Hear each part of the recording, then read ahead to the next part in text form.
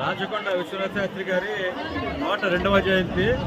ఆయనకి విశాఖపట్నంలో ఒక విశిష్టత ఉంది. ఏంటంటే ఆయన ఒక న్యాయవాదులందరికీ ఆదర్శంగా ఉండేవారు. ఎందుకంటే పేదవారికి, ముఖ్యంగా నిరుపేదలకు, అలాగే చాలా కష్టాలు ఉన్న వాళ్ళకి కనీసం ఫీజులు కూడా సరిగ్గా తీసుకోకుండా, ఒక్కొక్కరు ఫీజులు కూడా తీసుకోకుండా ఆయన ఎంతో సమాజ సేవ చేశారు. అది ఆయన వృత్తిపరంగా ఒకటైతే ఆయన మహారచయిత. ఆయన రచించిన 6 సారా కథలు, ఇలాగ ఎన్నో ఆయన రచించిన గ్రంథాలు ఈ రోజుకి కూడా ఇటు 2 తెలుగు రాష్ట్రాల్లో కూడా మంచి ప్రాచుర్యం కలిగి ఇప్పటికి కూడా యువత కూడా చదవాల్సిన అవసరం ఉంది. ఎందుకంటే దాంట్లో సమాజంలో జరిగే అన్యాయం గురించి నిక్కచ్చిగా, నిర్మోహమాటంగా, ఒక మార్గదర్శకంగా ఆయన మాట్లాడిన మాటలు నిజంగా ఇప్పటికి కూడా ఆదర్శనీయం. కాబట్టి ఆయన జయంతిని ప్రతి సంవత్సరం కూడా ఇక్కడ ఆయనటువంటి